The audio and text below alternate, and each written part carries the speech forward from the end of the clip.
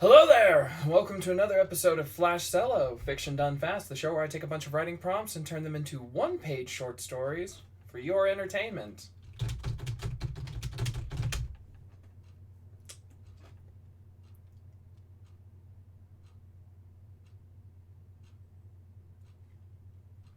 But not musical makeouts. There you go. There's some context you're never gonna understand. Uh, just chatting with a friend. So, how is everybody doing today? Because I was just in the middle of a very wild conversation, reminiscing about ye old party days.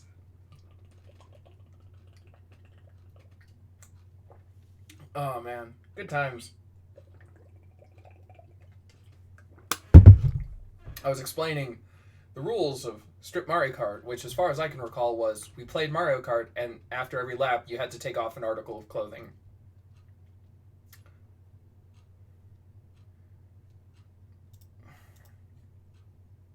There we go. So it's a thing I've learned that if the chat isn't like on top of the screen, it just vanishes, or my recording software doesn't pick it up. I don't understand it, but yeah. No, we were very, very, very drunk when we got to the point where we were like, we should play Strip Mario Kart. And the funny thing was, this is the best part. I didn't get to tell my friend.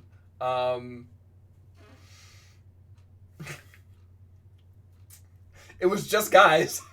It was just me and two other dudes. All of us were straight. We all just started. We're like, yeah, this is a good idea. Let's fucking do it.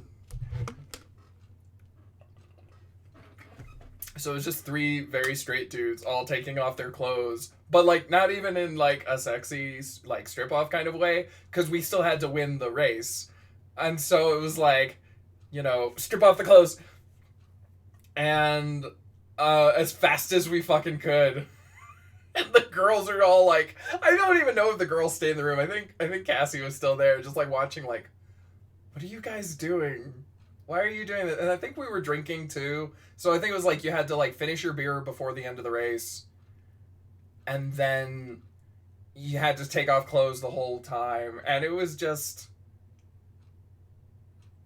it was a thing. I don't think it was I think it had the potential to be sexual or sexy, at least for anyone who was interested in watching that. But it wasn't. The strip off of 2009. Which one? No, I do. I'm still sad they tore down the trees that I climbed into afterward. So, how's your mom? Uh, for anyone who is not Scarlet Fury, there was a strip off between me, Kythus from the chat, Dune Harper from the chat, and Scarlet Fury's mother shared a last name with our theater teacher, and we were doing this in front of the high school theater after a show where we were having a strip off. And is there footage of that? I know somebody was recording, and I don't know if that ended up on someone's hard drive somewhere, just like, a little personal file for them. But yeah, I'd be very curious, because I know I was not having, like, that was very much one of those, I can't lose face in front of my friends, and, but I was having none of it. I was not having a good time. It was all pins and needles and anxiety. But, yeah, at the last second we all hear, oh shit, it's Mrs. Lee! It's all fucking scattered, half fucking naked. So the strip Mario Kart definitely got much more naked than the strip off of 2009. Two people where I may have it somewhere. My mom didn't know you were there for years. That's because I'm fast. Well, I'm not as fast as I was. Actually, that was the thing I was gonna say. Is after our conversation the other night, like I get it. I just threw a pen. I scrambled up that tree so fast, fucking spider monkey fast. I cannot do that anymore. My knees. Hiking, it was that hike and jumping off the theater stage. I paid for it. And admittedly, like I figured out not to do that shit. Like by like the age of 20, I was like, I need to stop doing everything I'm doing because I am not going to have kneecaps left. And I worked really hard for the last like 9 years to like be careful, to take care of my knees, to try and maintain, I guess, and mixed success. So like there's this great clicking sound when I walk now. Should I mention it was my mom's second or third time meeting June Harper, aka my first boyfriend? Your only boyfriend, darling. 11 years later, you fucking old bastards!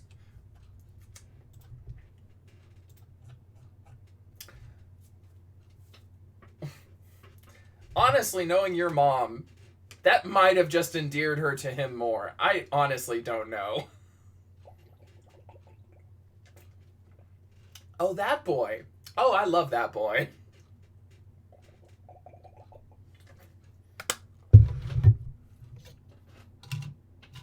No offense, Scarlet Fury. Your mom has a very bizarro world energy of like left is up and down is cat. She thought it was hilarious later. See? Yeah. And then even later, she found out that I happened to be there. The nice, quiet boy? The awkward one? Oh, yeah, no, he was there too. How was his stripping? Awkward. It's better now. Oh, Marine. Yeah. Sorry, I just saw a different conversation entirely. Marine, God. You ever stay in contact with her? I haven't talked to her in, I don't know, a better part of a decade, probably.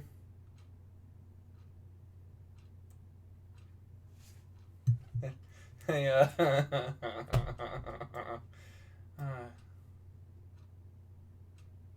She did so much worse that she was younger than me. She couldn't do much more than shake her head.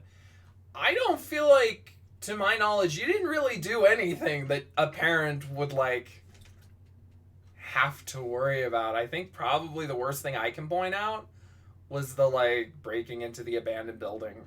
And outside of that, I don't think you ever participated in... I had her on Facebook occasionally. She accepts, and then 2 days later, she unfriends me.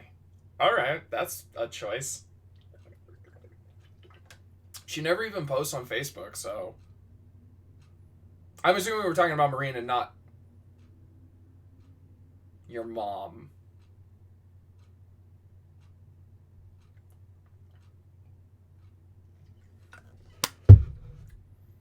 Oh, God, you asked her for...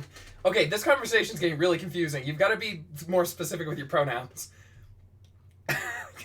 Because you're like, oh, you asked Marine permission to add her on Facebook and then she deleted you? Rude! Oh, you meant your mother. You asked your mother to break into the building. Yes, add Marine on Facebook, got my mom's permission. Bernie breaking into the building. What? What? Got my... My phone is stupid. Sure. Blame the phone.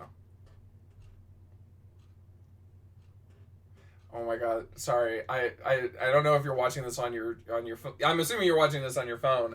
So I don't even know how big my face is. But there's a channel that I think you need to watch called Viva La Dirt League. And they just do parodies of... they've got a couple of long-running shows, but one of them is about... not Dungeons and Dragons. They do have a D&D show, but they have It's about like Skyrim meets World of Warcraft. It's called Epic NPC Man, and they have one sketch that's about a guy who is an NPC, a random like fruit merchant, and at the end of this like quest, the player shows up and is like, "Yeah, I want my 10,000 gold," and he's like, 10,000? I'm a fruit seller. I've never even seen that much money, and now I'm just gonna give it away to you."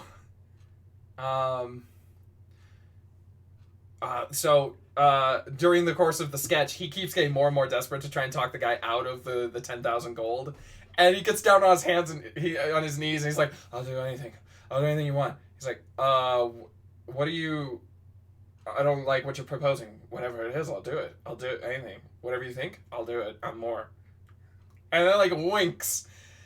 And he's like, "What was that?" He goes, "It's a wink." And winks. He goes, "Oh, that's a really unfortunate wink. Don't do that anymore." My mom said if I got caught, she wasn't going to pick me up until morning. Yeah, that sounds fair. Get caught. We never got caught. I mean, we never got caught, but we also never even really got close to getting caught, I don't think. Like, not that I'm endorsing the behavior that we displayed. We were dumb kids.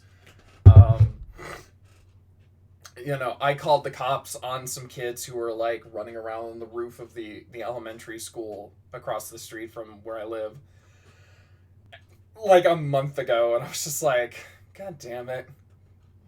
And, like, they were, like, probably 11 years old, and they'd gotten on top of the... I don't remember any time where the cops actually were in the building. I don't think that happened. I remember the cops circling the building, but we always locked the door behind us. Like, I remember the time where we got really annoyed with the girl I ended up dating because she kept getting on her fucking phone in the tower with the water tower, and she was, like, on her phone, and we're like, "There's fucking window slats, you dipshit." At least I think that was the girl I ended up dating. I don't actually remember. Was it? It was somebody. But no, I don't remember the cops searching the building. I don't remember them ever coming inside while we were in there. Ugh.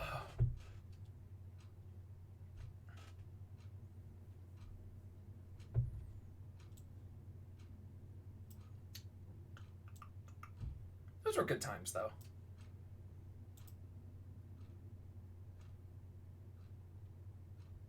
Bridget. I don't remember this person.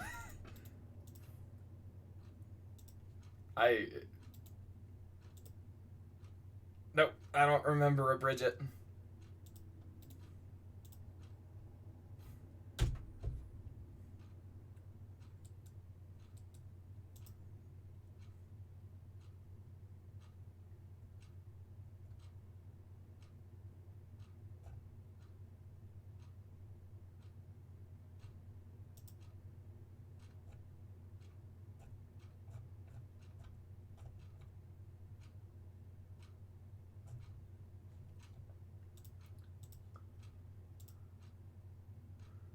She was in my grade, and the friend of a friend who came along, I think.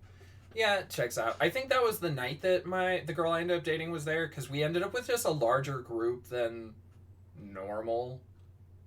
Like, it wasn't just, like, the regulars who, we would go together. And it was, like, the time we got close. Was that... I don't think that was Halloween. I think there were 2 nights where we had a larger group. There was Halloween, and then there was the night I drank a bunch of wine. I think those were 2 separate nights. So, for anyone who's tuned in, there was this old abandoned water treatment facility in our hometown. I think I've mentioned it on stream at least once or twice. Because it was this place that was, like, straight out of Silent Hill. Old industrial... Let's see.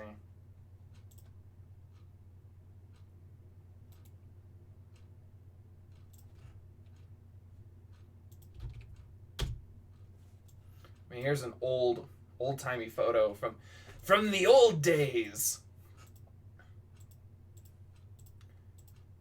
And man, these pictures. I've always wanted to go back with like an actual nice camera. But yeah.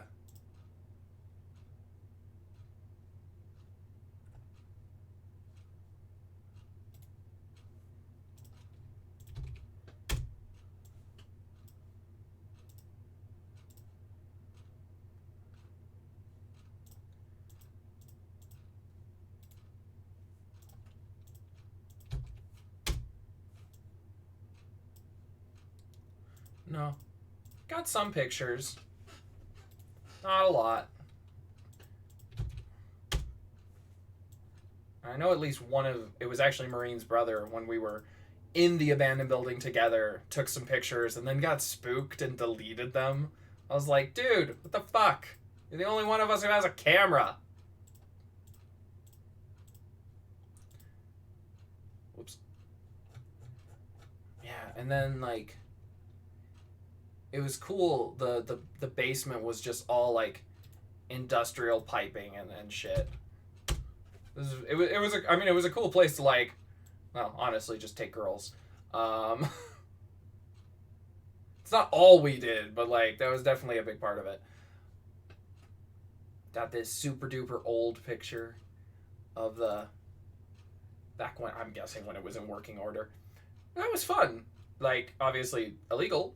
We shouldn't have been doing it, but yeah, it was a good time.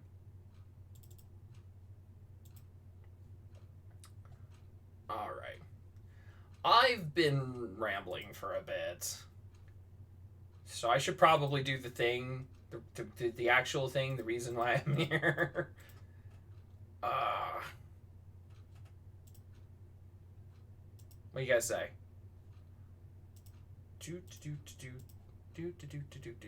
Lol, yeah, maybe. Well, in that case, I don't want to do it. You can't make me. I'm just gonna go take a nap then. It's just, honestly, it's been like very nap heavy around here because the weather has just been dreary and cloudy. And so, naps. So many naps. Really not a lot else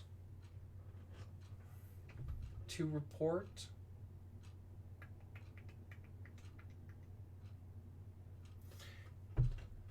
So I guess that's a fair place to actually do my job.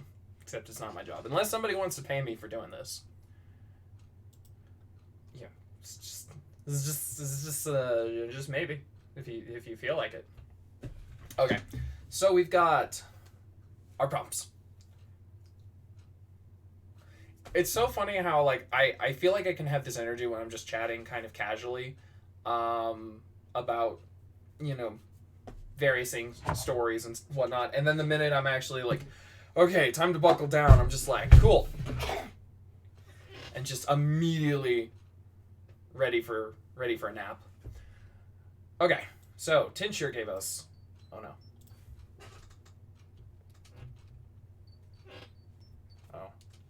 I just got a note from...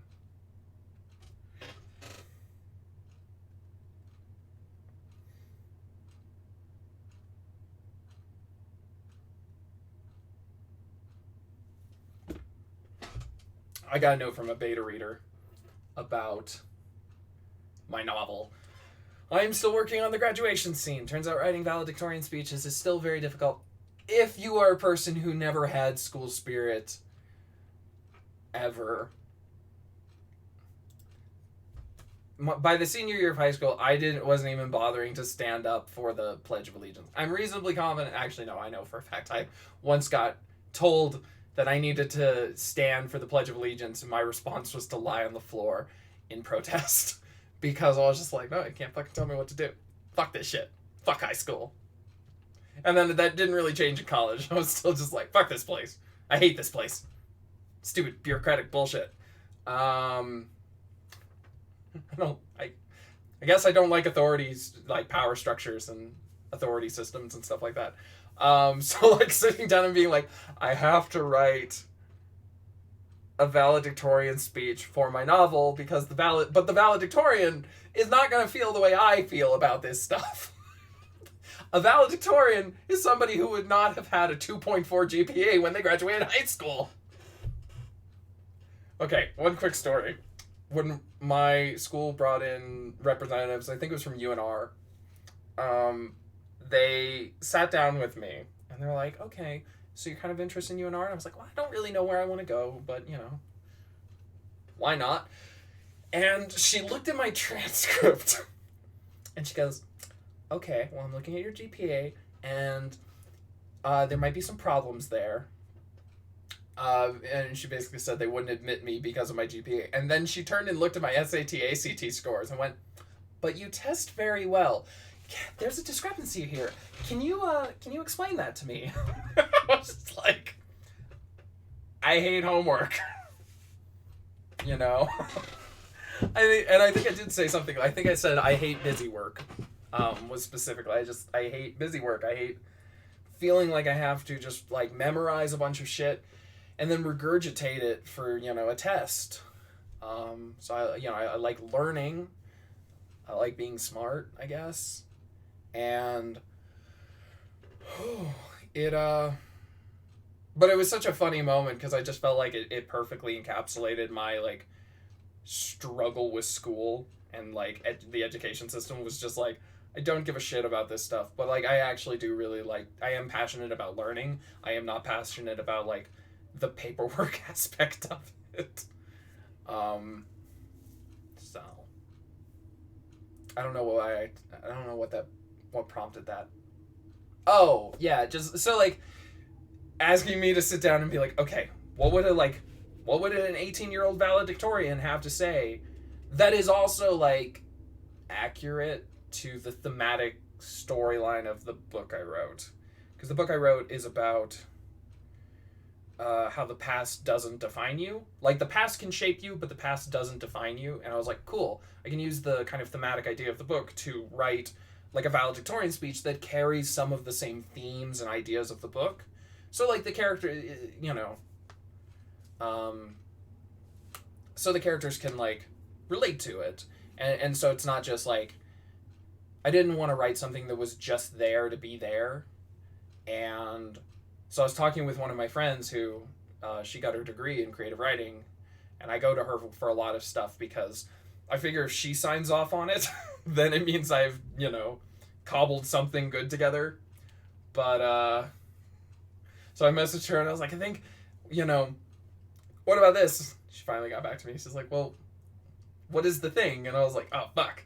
So I had to message her real fast. Anyways, I should read the prompts. Oh, man. I'm out of it. I'm fine. How you doing, Scarlet Fury? How's your day going? You let me know, and I'll do the thing. So Tincture dropped us a couple of prompts. He gave us Noir Detectives. Oh my god. Sorry, just dropped a big chunk of text. OMG, speaking of learning things. OMG, speaking of learning things, I'm always eager to learn more and ask questions about cases at work. I work at a veterinary teaching hospital, but not as a vet. And my supervisor, a vet tech, told me she wants me to start taking a day off in the middle of the week and instead work a weekend to get more hands-on. So I think I'll be learning vet tech stuff. Don't ask me why I did the voice. I've been watching Buffy the Vampire Slayer. There's a whole explanation behind that, but I read OMG and I was like, I have to do Cordelia. I have to.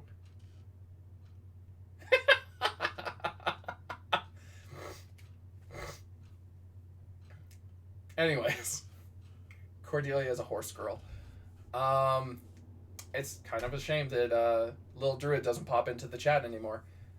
I don't know what I did. I drove her away.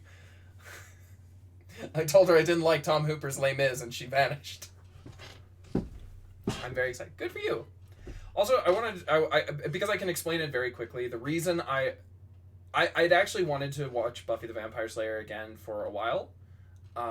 Because I'm writing a book about a group of friends who were, they were friends in high school and then they go back to high school, and I just really, one of the things I've always loved about Buffy is how the interpersonal relationships and dialogue all just are I mean, they became iconic for a reason, and I was just kind of wanted to dive back into that world.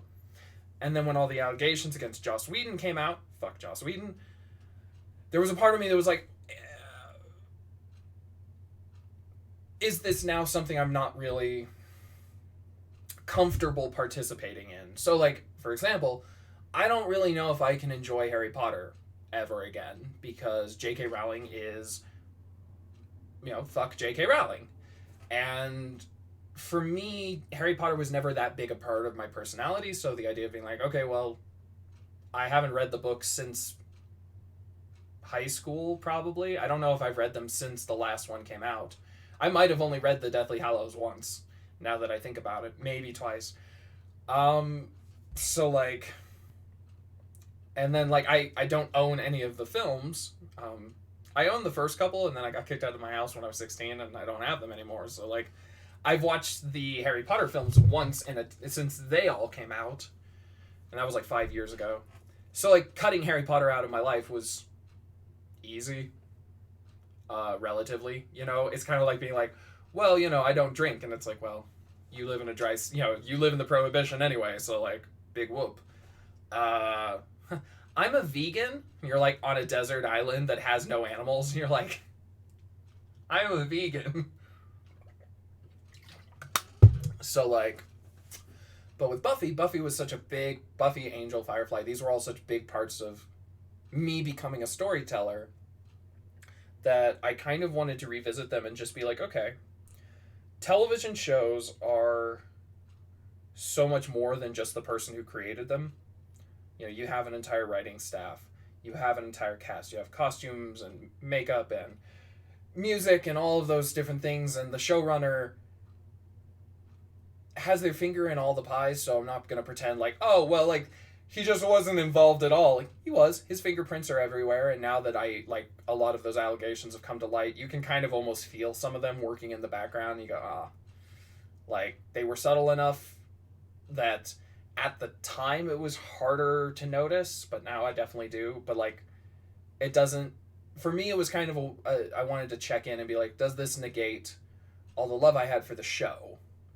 And for me, the answer is no. But it's very much one of those, your mileage may vary. So if a person is like, I can never watch this again, anything that Joss Whedon did, I get it. I no judgment on that one. It's gonna make rewatching the Marvel movies difficult. You're like, I can't watch Avengers and I can't watch Age of Ultron. And like, it sucks, but it's also part of the reason why, like, I've been saying since long before the Joss Whedon allegations came out, I've been ending my streams with no heroes in 2020 and no heroes in 2021. So, like, it's specifically for moments like this. So yeah, but congratulations to Scarlet Fury and their horse stuff. Okay.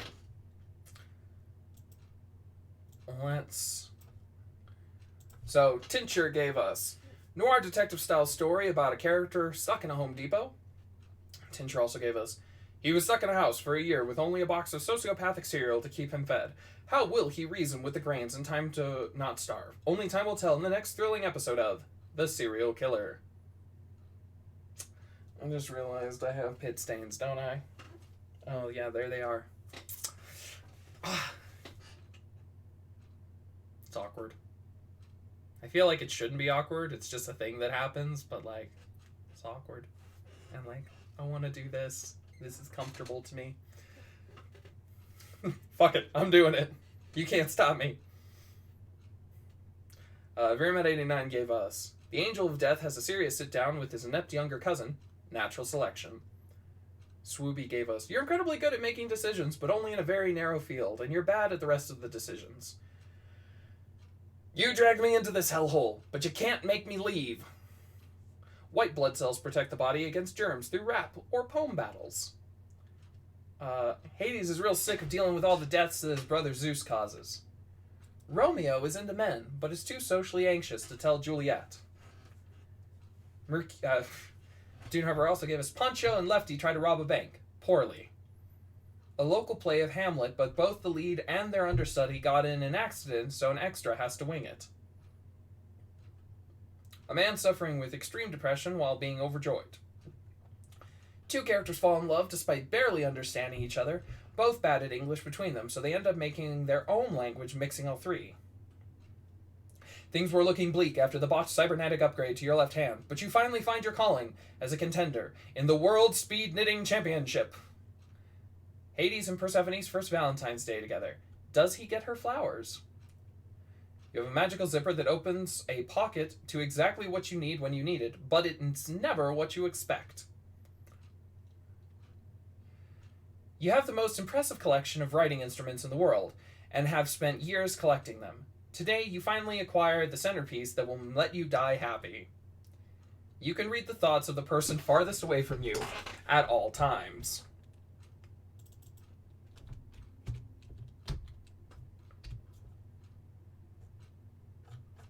It's good. So I, honestly, it's been a while since I read one of these and immediately just had something click. Oh, I missed one. Let's see.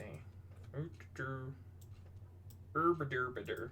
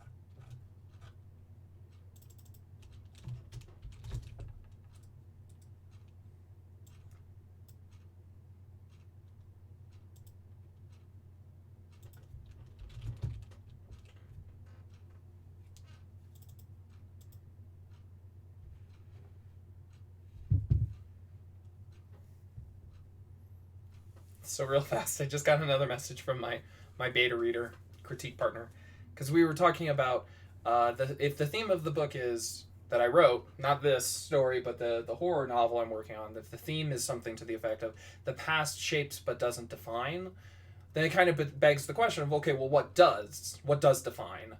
And I was like, and that's what she asked. She's like, well, what does define us? And I was like, I don't know. Our choices, like if the past doesn't define us, then what does?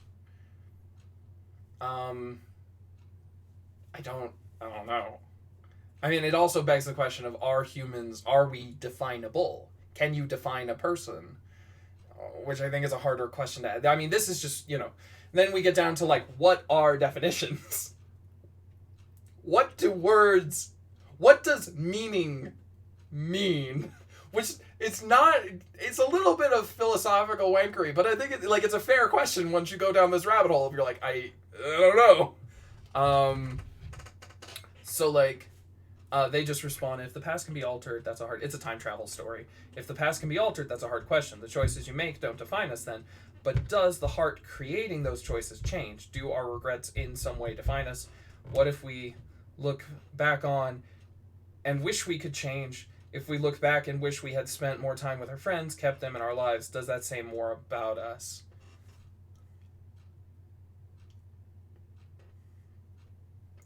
I don't know, man. I'm trying to think about a magical zipper. It's hard because my friend they work a lot. So, like, it's hard to be like, oh, I have them, but I'm busy. If the past can be altered, that's a hard question. The choices we make don't define us then. But does the heart creating those choices change? Do our regrets in some way define us?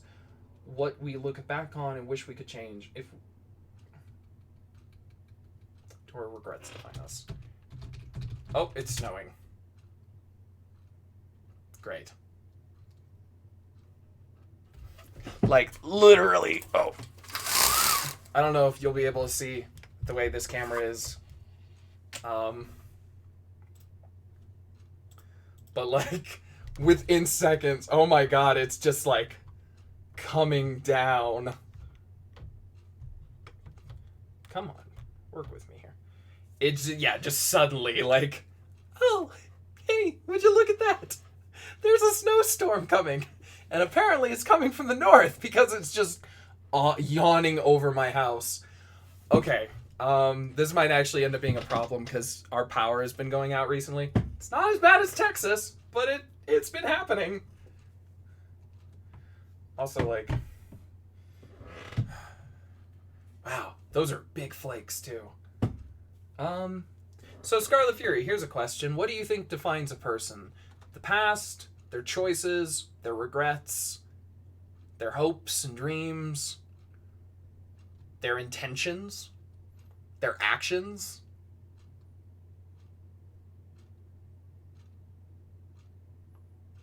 You know, what we want doesn't matter. What we do does. My god, is it getting nasty out there just so fast. Like, literally, in the time since I turned the camera around, the mountains vanished. I'm going to turn on a space heater in case our power goes out. I want the room to be at a higher...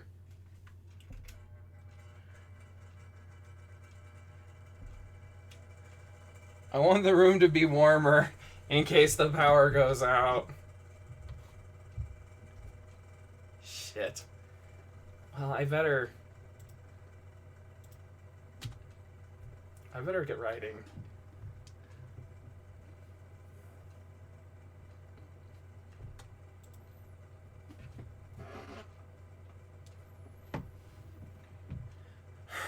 But does that define us? Maybe who we want to be. So our, like, aspirational self. Does that define us? Are we defined by who we would want to be? Like, I'm almost imagining like an alcoholic, right? So like an alcoholic, theoretically, who, you know, doesn't want to be an alcoholic, maybe somebody like Craig Ferguson or Stephen King, somebody who is clean, sober, but like that's always going to be a part. I mean, Craig Ferguson made the joke of like, I don't have a drinking problem, but I could get one real fast. So like, is he defined by that? I think what a person wants to be tells a lot about them. True, but then now we're back to that question I asked before, which is what when we say, you know, this defines a person, what does that mean? What does it mean to define a person, and is that something we can even do? And I think if you actually ask the question, the answer is no. I don't think you can define a person by saying, you know, oh, I'm a Trekkie. Okay, well, you know, I'm a Twilight fan. I don't... Did Twilight have a fandom name? I'm a brony. I'm a Whedon-esque? A Whedon fan? I'm a Star Wars fan? I'm trying to just think of franchises that have, you know, names, but...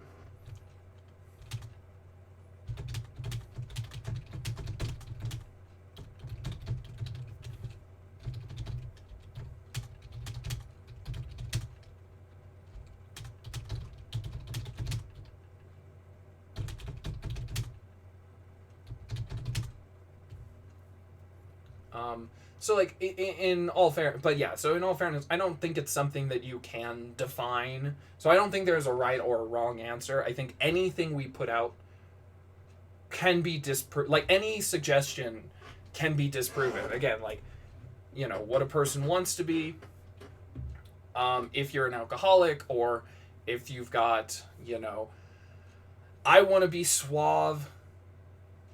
I think parts of people can be defined individually, but not overall.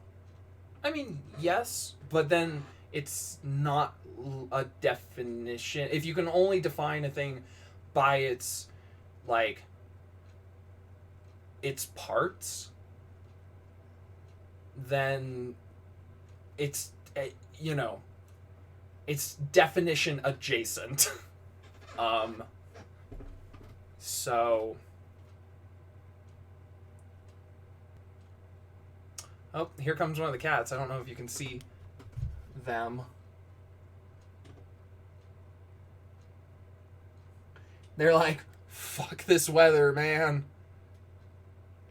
I hope they're all okay. I feel bad.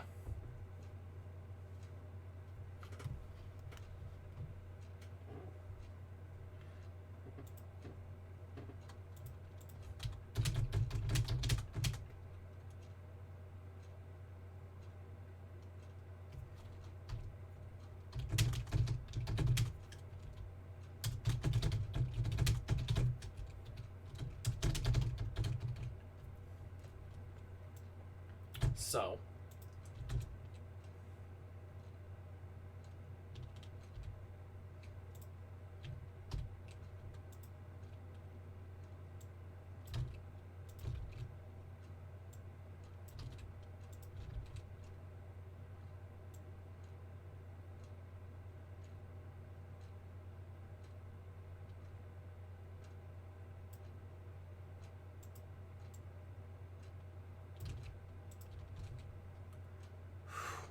fuck this weather.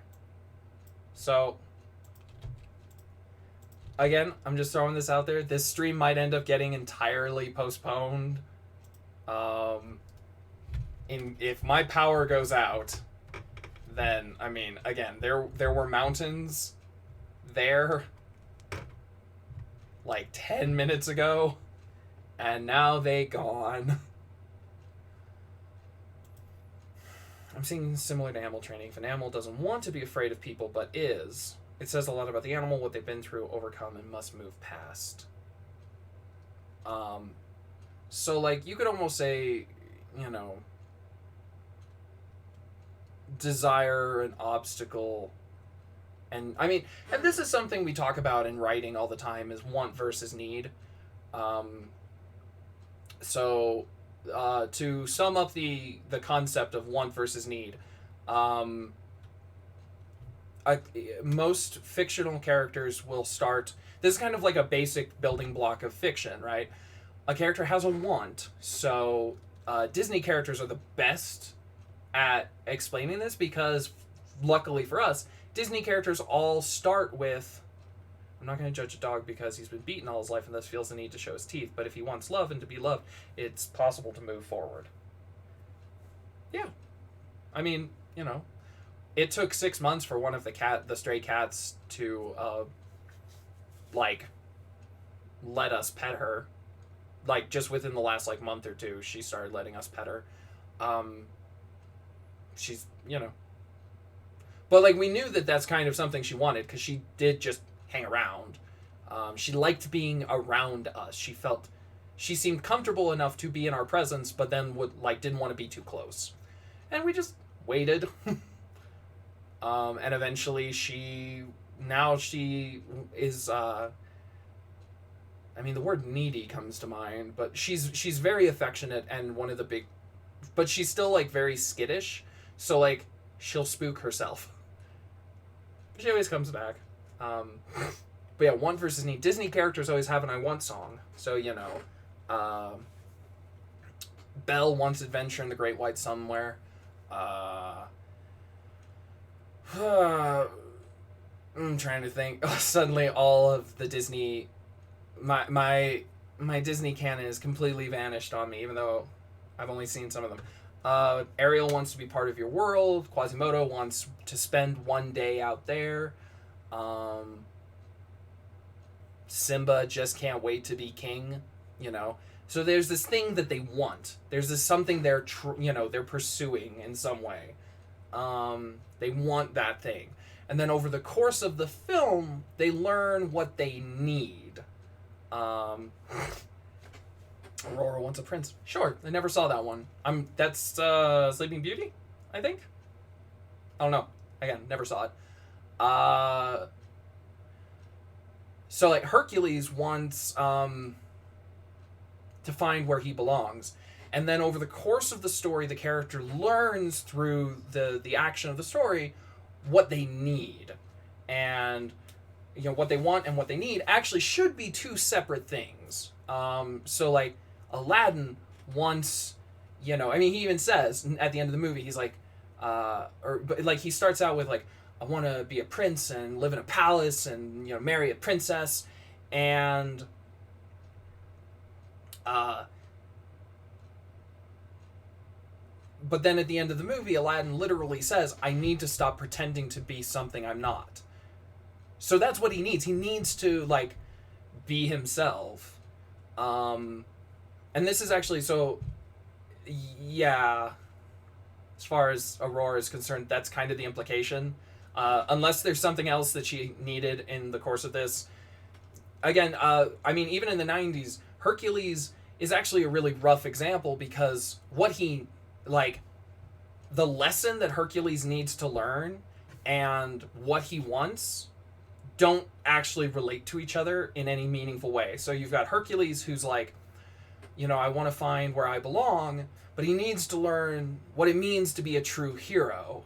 But to be completely honest,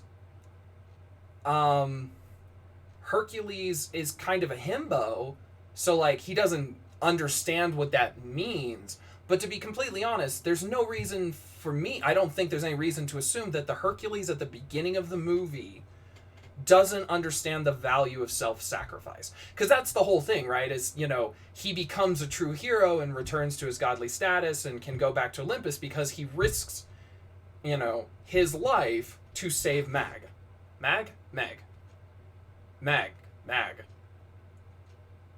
Anyways, because it's Megara, not Magara. Megara, but Megalodon. Anyways, he saves the shark. Jason Statham saves the shark, and they live happily ever after. No, so the want and the need don't actually line up with each other. So, like, Aladdin wanting to live in a palace, marry a princess, all of that, be rich, directly ties into him needing to learn, to stop pretending to be something he's not. These two things are interrelated. Whereas Hercules is kind of a messy example where the two don't really align, and it kind of makes this more disjointed film where like it doesn't really work on a script level, because what they were trying to do this like sports metaphor, and it kind of throws off. I mean, I love Hercules. I Won't Say I'm in Love is one of my favorite Disney. I mean, that movie has so many songs that slap, but like on a structural level, it doesn't quite hold together. It kind of it's jarring in a way. So like there is something to be said about want versus need being the thing that defines a person, is what they want and how they pursue it, right? But now we're getting into like story structure theory and not so much like anything that would be helpful for me writing a valedictorian speech. I really, really want a writer or like the valedictorian person to be like, all right, so I read Sid Field's screenplay and I'm gonna tell you all about it. Or like, I've forgotten his name. John Truby's The Anatomy of Story. Okay.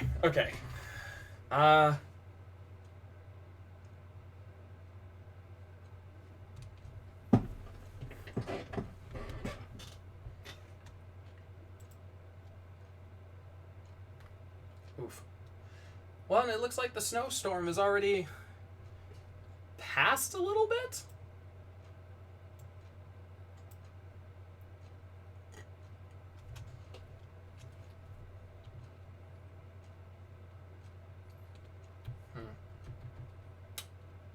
I need to write a story. It's been an hour and I haven't written shit yet. Oh no.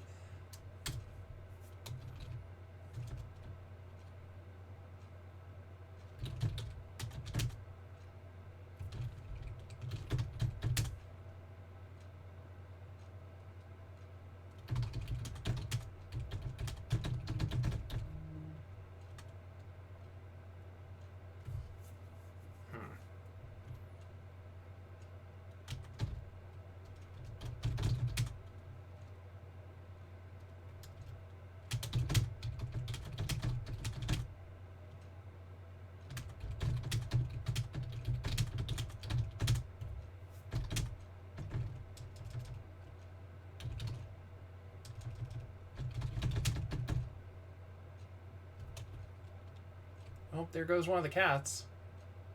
Why is he running so... Sometimes I don't know if they zoom because they are cats and that's just how they do, or if something's wrong and I need to investigate.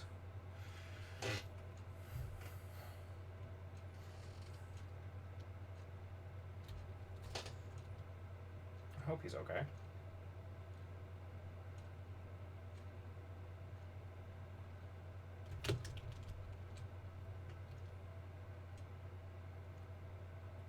What are they doing? I didn't see them do... I just saw one of the cats...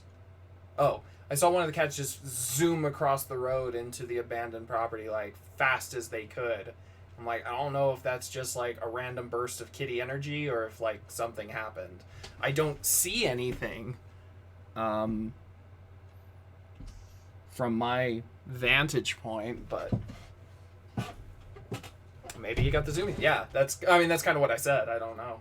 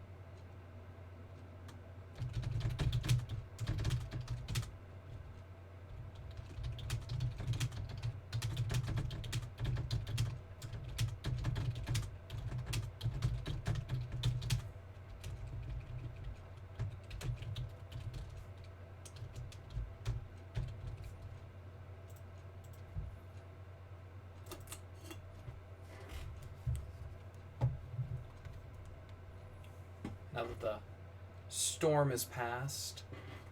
I mean, you can see the mountains again. Although I just turned the camera around so you, in fact, can't see the mountains. Whatever. It's not the point. But it is getting dark.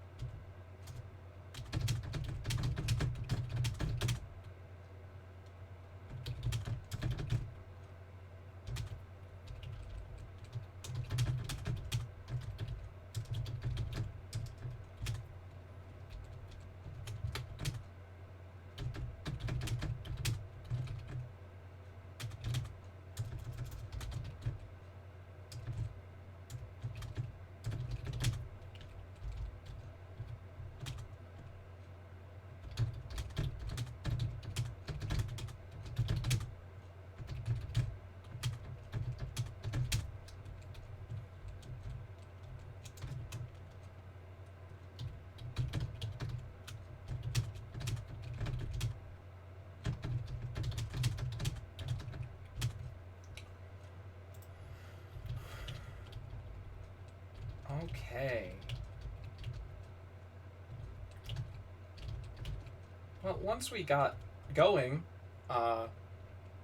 didn't take too long. Just a long stream today.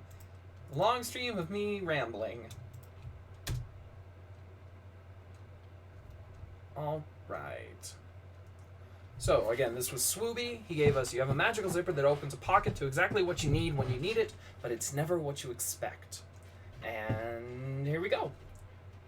Stacy really did look beautiful tonight. The moon was full and the light rain had left the pavement slick, casting a soft line of light across the edge of her face. They walked in silence for a while, until an errant thought caught Kevin's attention. Stacy listened with patience and grace, like she always did when a random thread swept Kevin away. Oftentimes he talked long enough to forget the initial thought that had prompted it, although Stacy had gotten better over time with remembering for him. She'd remind him, and it'd prompt an entirely new conversation. The walk carried them down roads they'd seen dozens of times, hundreds of times before. Years had been spent on these streets. And years more awaited them. That was when tears started to well in her eyes, and before Stacy could catch them, she was crying. They were trapped here, with no escape anywhere in sight. Kevin pursed his lips and started to reach out to comfort her, but hesitated. He felt it too. The weight, the oppression of being trapped in this one singular town. Maybe... He reached into his jacket pocket and felt the zipper. When he'd inherited it from his grandfather, he'd been told it was magical. The zipper opens a pocket. Wait.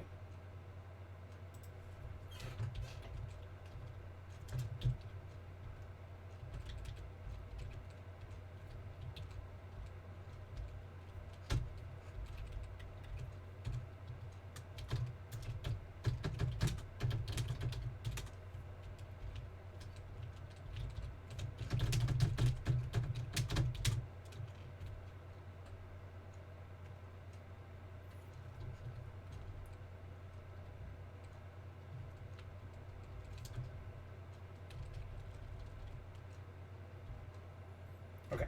When he'd inherited it from his grandfather, he'd been told it was magical.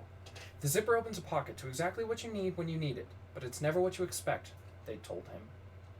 He'd never tested it. Seemed as good a time as any.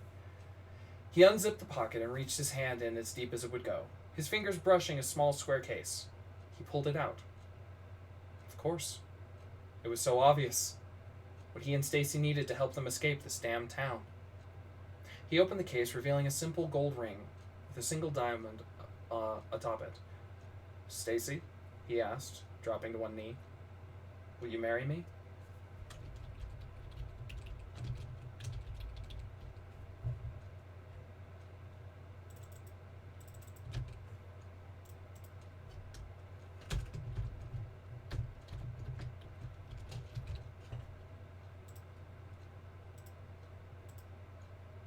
Yeah. It is at least vaguely... It is tonally similar to my own proposal. just less awkward.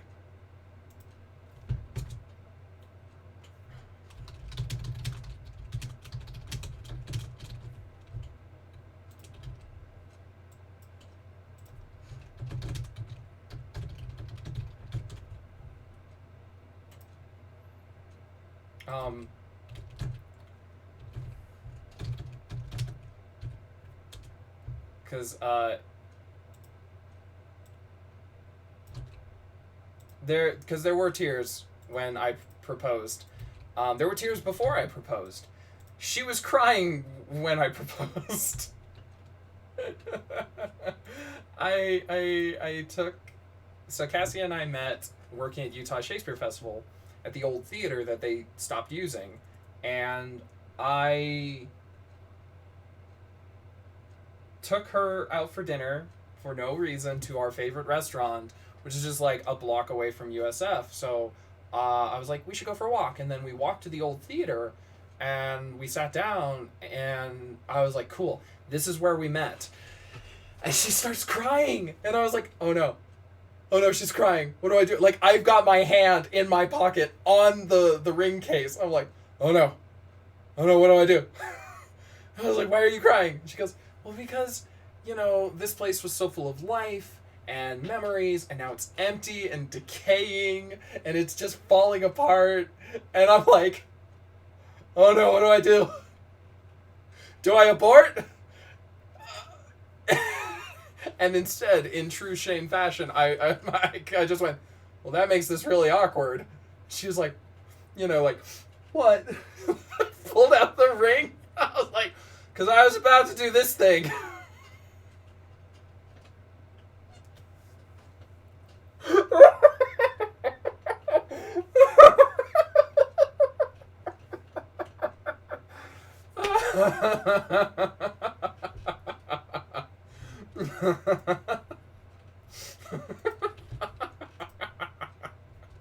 I'm sorry, I can't. And what was it? She was like, "Can the tears be happy tears or something like that?" And I said no. So.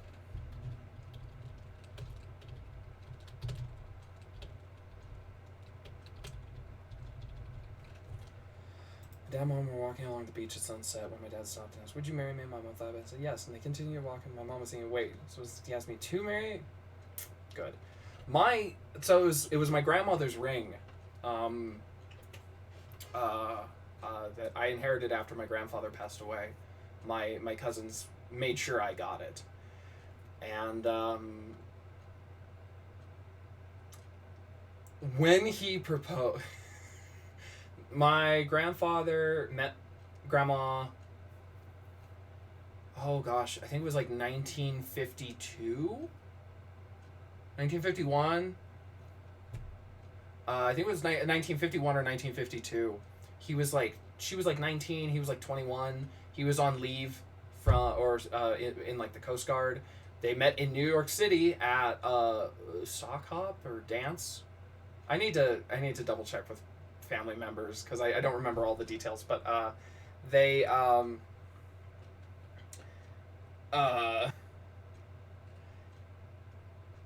had been going out for a couple of weeks, and Grandpa just goes, well, you know, when we're married, about like some random comment like, you know, dinner or something, you know, when we're married. And that was it. That was the proposal. He got her a ring sometime later. And I remember hearing that story and being like, that is the most grandpa thing I've ever heard. That was him. He was not romantic. Like, so really try and imagine 8-year-old me excitedly being like, I just saw X-Men and Wolverine is so cool, he had claws in his hands. And Grandpa's just like, great kid. Good job.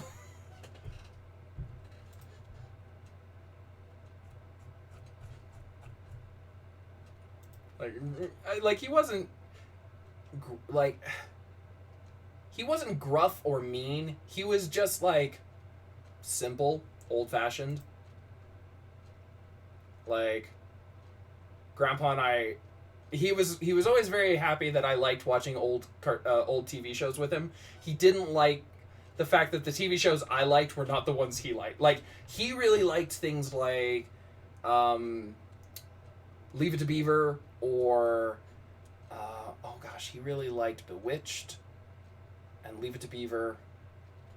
And I was much more a fan of like I Dream of Jeannie, The Munsters, and Gilligan's Island. But he also but we both really liked Mr. Ed. That's kind of like Dune Harper and I. We're basically already married anyway. Yeah. After 11 years, this is not common law. I don't know what would be required for that, but when the moon hits your eye like a big pizza pie, that's amore. Not in Colorado. Alright. When the sun starts to shine, you had too much wine. You're in love when you walk and dream, but you know you're not dreaming, senor. Excuse me, can't you see back in old Napoli? Oh, that's amore. Anyways, just sorry. Oh, sorry.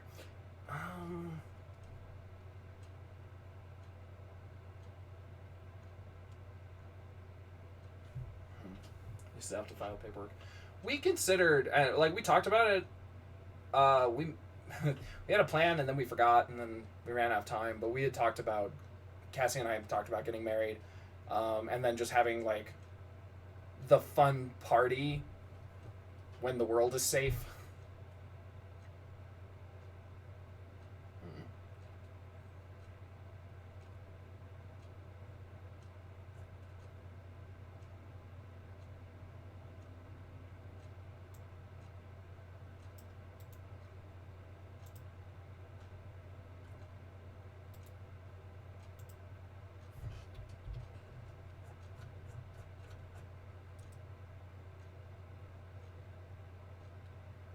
Might as well skip to the fun part.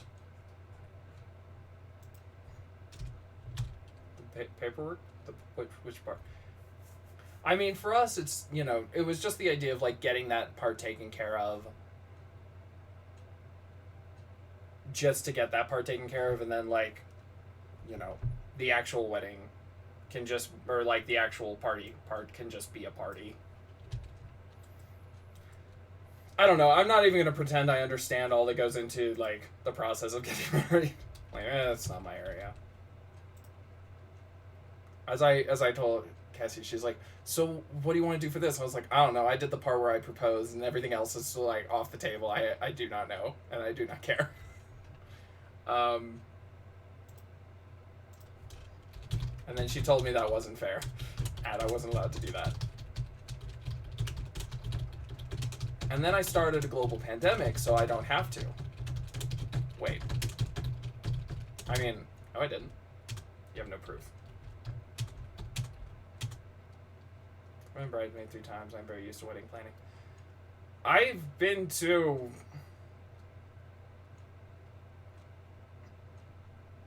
so few weddings. I've been to, in my life, I was a bridesmaid once. I got asked to be. Remember Mayonnaise? Sarah Mayonnaise? I was her bridesmaid. So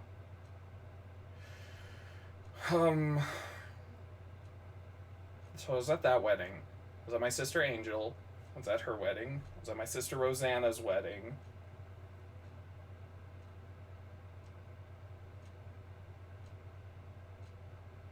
I was at my brother Marcus's wedding.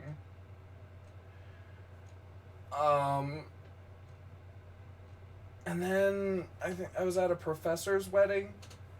And then I was at my friend Eben's wedding. So my life, I've been to six weddings total. And like, I was asked to be a bridesmaid. I did not do shit. I was just, and it was just a courthouse wedding anyway. So there was like 8 of us. We went to the courthouse. They got married, and then we went out for dinner, and that was it. So yeah. I have a record to maintain, and yet I've been in the relationship longer than all the people in those people's relationships combined. I mean, if I ever do get married, I might throw that number off. I would hope, just because Cassie and I have been together 7 years.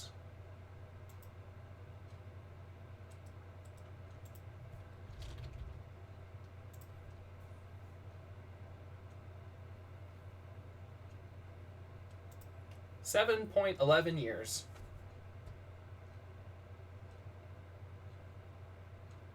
I have an Excel spreadsheet with important dates written down. Will I be in your wedding or just at it? I have no earthly idea. I do not know. I'm only counting weddings I've been a bridesmaid in. I have no earthly idea. I do not know. I mean, we had a theoretical guest list. I mean, we haven't started. We haven't even really talked about the wedding since February of 2020. Yeah, like a year ago, actually. So I know we had a list, and I remember a little bit of debate about like who we should invite. You were invited, but like I don't know if we ever really narrowed in on, you know, specifics. I know for a fact that we never got to a place where we talked about like, what do they call it? There's the best man and maid of honor. Like we talked about that and we were just like, I don't know. We'll figure that out later. They can fight over it. We'll do trial by combat.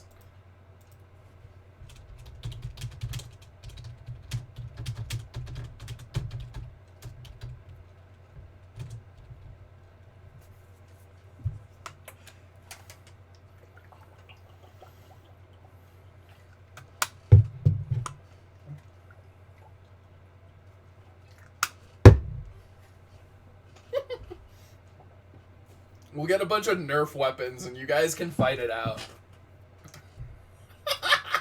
I like this idea, actually. This is a good idea. A bunch of people in formal wear with Nerf guns. Or we could do Airsoft. I mean, I think it would be hard to get people to sign off on paintball. How much did you pay for that outfit? Great. Run. And yes, I am proposing that we do this either at the rehearsal dinner or at the actual wedding. And if you look, you may now kiss the bride. Now, if everyone looks under the seat, you're going to find a semi-automatic airsoft rifle strapped to the bottom.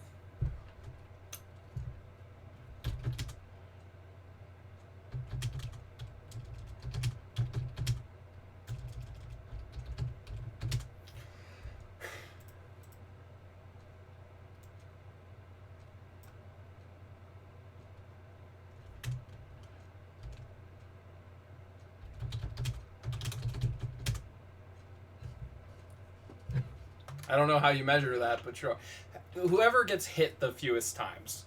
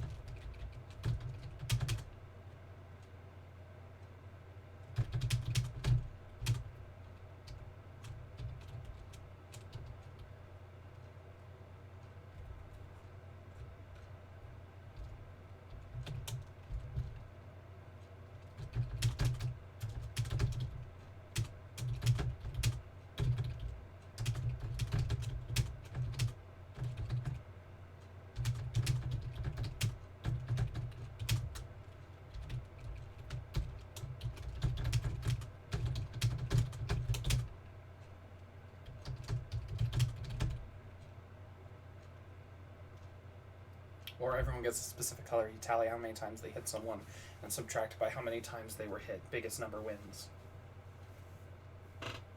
This sounds like a flawless plan to me.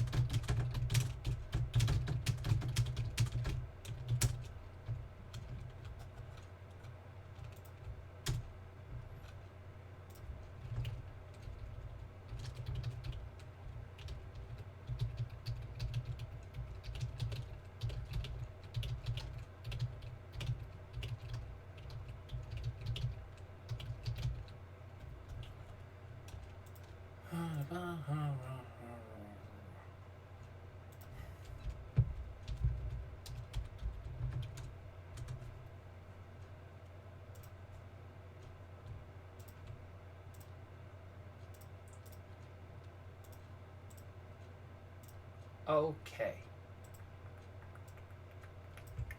So, this was June Harper's prompt of Poncho and Lefty try to rob a bank. Poorly. I want to point something out. Because it kind of became the whole, like, thread of this. The name of the song, if you look at my screen right now, is not Poncho and Lefty.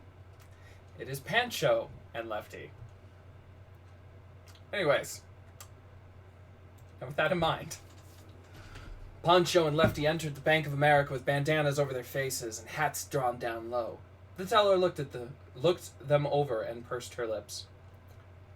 "Hello, sirs. How may I help you today?" Lefty drew a pistol from his belt and aimed it at her pretty face. "Money." He threw a bag at her. "All of it." "All of it, or all that will fit?" she asked, one eyebrow raised. "Don't get smart with us," Poncho said, drawing his own revolver. "Not much risk of that," she muttered. Don't get smart with us," Poncho said, pulling at his own revolver. "Not much risk of that," she muttered. "What you mean by that, Lefty?" one bandit asked. "How the hell would I know, Poncho?" the other responded. "Don't you mean Pancho?" the teller asked. "What?" "You know, Pancho and Lefty, the song. Isn't that what you two are going for?" "No. We ain't going for anything. Those are just your names? Damn straight. Poncho Nelson." Sorry, there's a lot happening here. "Damn straight, Poncho Nelson." "Poncho?" Lefty said. Something about this seemed off. "And you spell that with an O?" she asked, scribbling on a sticky note. "That you do." And you, sir?" the teller asked. "Oh, no. Oh, this here's Towns Lefty Haggard." "Great," the teller said with a 1,000-watt smile. "I'll be sure to tell the police when they get here." She checked her watch, then looked out the door. "Oh, there they are now."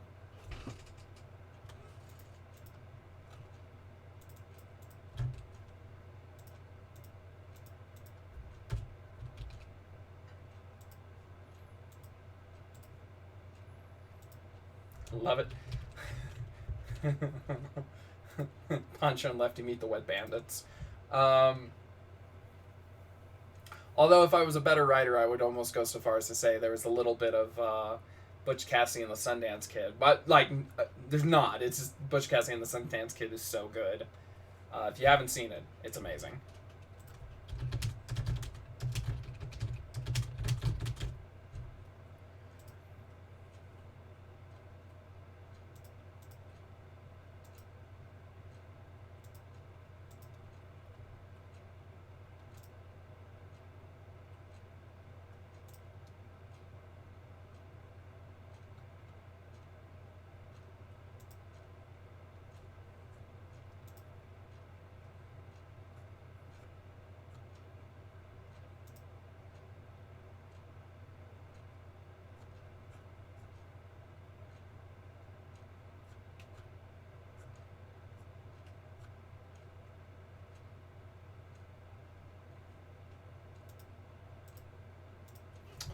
All right.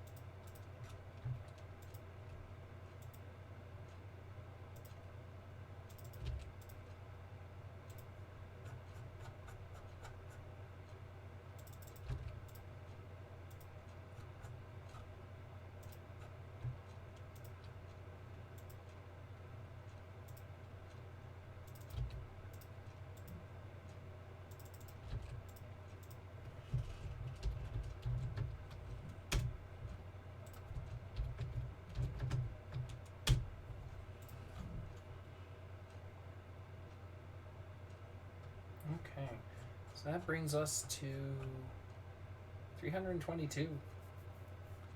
So, we are 6 stories away, approximately, of hitting our goal. We're 96% of the way toward 50,000 words, which would technically make this enough to be considered a novel of flash fiction. How about that?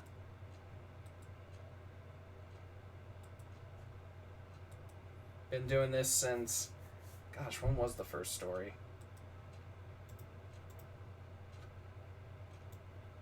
October 2nd. Wild.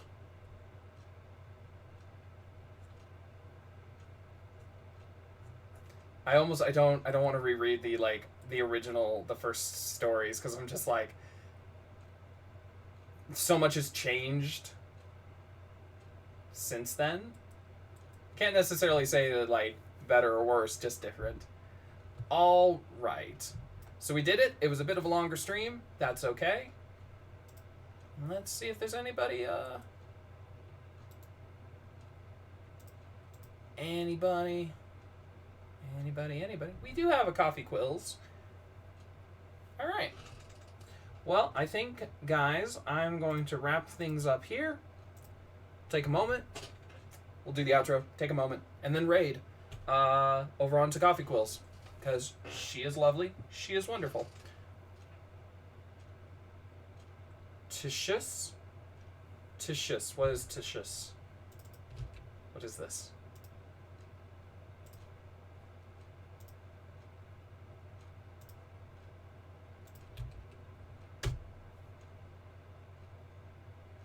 German. Cool. I knew it sounded angry.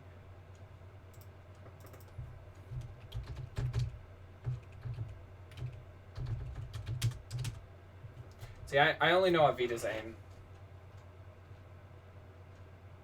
which is not at all the same. Huh. How about that? It is a German. I Googled it and it popped up. I think it's interesting that bye and goodbye in German are 2 completely separate farewells.